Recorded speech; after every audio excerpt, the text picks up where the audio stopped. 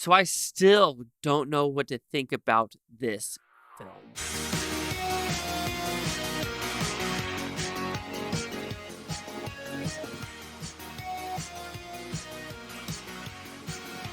Chase Lee Hockey here at the Blue Futon reviewing the Book of Clarence. What's it about? Pretty simple premise. We're in lower level Jerusalem, and you have these guys that are like, you know what? I'm cool. I'm cool, but you know what? I'm in debt, and I got to figure out how to get like 30,000 or 30 pieces of silver or something like that. But then he realizes, wait a minute. What if I come the 13th apostle and become safe? And then, you know what? My debt will be freed. But they're like, nah, you know what? If you go free some slaves, then maybe we'll consider it. Nah. Even though they did it, he has a twin brother that's an apostle, and he's like, I don't want to see your face. But he's like, you know what? Screw it. I'm going to become a fake Messiah. And so he does fake miracles. And you know what? That gets the Romans' attention because the Romans want to kill Jesus, and all fake and false messiahs are prophets. And you know what? What happens to this character? He gets his own book of Clarence. And what happens at the end? Well, interesting stuff for sure. And so, did I like this movie? This is a very interesting movie. Has very heavy-handed subject, tries to sprinkle in light humor to it, but then just adds weird elements to it or weird side stories that go nowhere. And it makes me wonder why I put that in there. And there is some pacing issues and just some odd scenes that just feel like they don't need to be in there. So when talking about the positives, I do think it's something different and unique, and it's fun. I know some people are going to be like, oh, Black Jesus, how dare you? And it's more of the things of like, before, I don't know, the Europeans settled in Africa, like in Kenya, the book of, if I'm not mistaken, there was a book, Christianity, that was there before the Europeans came. So people that say, oh, the white colonizers spread the Christianity, blah, blah, blah, in Africa. False. Christianity was in Africa before the Europeans came there. So first off, rewind your story there. And two, they go like, oh, but they're in Jerusalem. Well, here's the thing about Jerusalem. It's very mixed, if you want to put it that way. There's a lot of brown people, black people, white people in that region. So if you actually know, like, have you seen an Iranian? I know Iranian's not really that close, but there's a lot of pale-skinned Iranians and Egyptians, kind of pale-ish skin Iranian or Egyptians as well. So when you're in that region as well, it's very different. Like Morocco, it's very different. It's very diverse when it comes to skin color. So when you go with that, sure. And also if you go to different religions like Korean, they do have an Asian Jesus. Black Jesus. White Jesus. Is one of those things where it's like, does it really bother me? No. Should it bother you? No, because if someone believes in God and their own Jesus and they're just trying to be a good person in the world, why should one care? So squash that. That is not a reason why I think this movie's faulty on any level. What I think it's faulty is some of the stuff they do in between, which I'll talk about later. But I think the look of the movie is really good. It looks like it's not a lot of soundstage, and I really enjoyed that. That it felt like they were in the open. They were filming on location, and I really enjoyed that. I think there were some funny historical moments, especially something that is said right at the end of book 1. And it is funny. I can't say it, but I had a good laugh. There's good elements to this movie about slavery, about how there's white and black slaves, and how crucifixions happen to everyone as well. It's not like it was a racial thing. I do think it's weird that a lot of white people were crucified, but there was no white people in the crowd of like, oh yeah, that's my brother, how dare he? So I found that a little awkward just on that level going forward.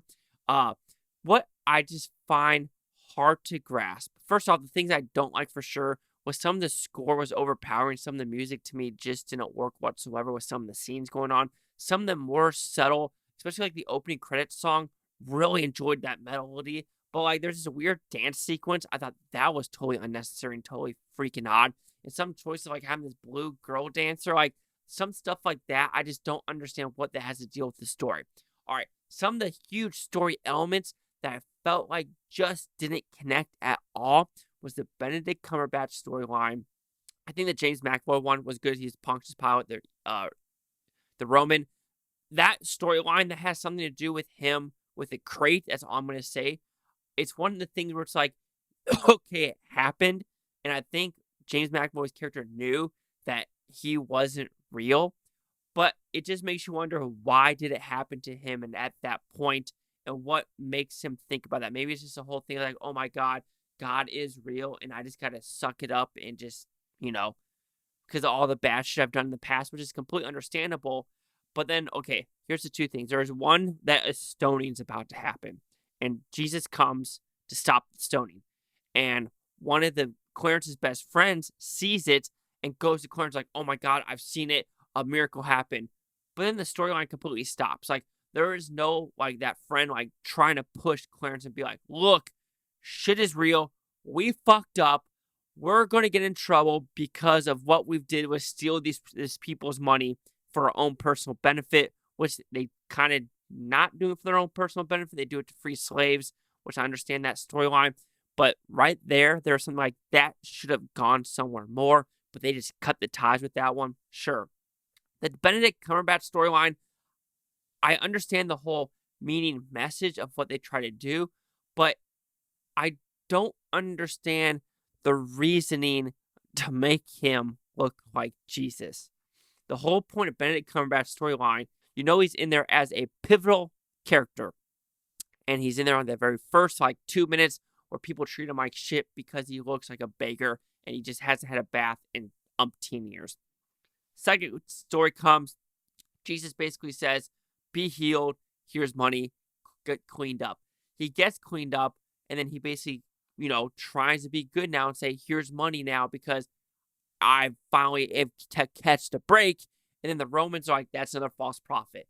And now you see him being crucified, and he's just like, I'm done with humanity. I've only been given shit. Shit's been given for me. And then he's just really mad at someone drawing him, and he's supposed to be the Jesus. I don't understand the reasoning behind that, because is that basically saying everyone was bad to this one person and he just gave up on humanity, so he's going to be the new face of Jesus? I don't agree with it, or I just don't understand that part of why you wanted to do that.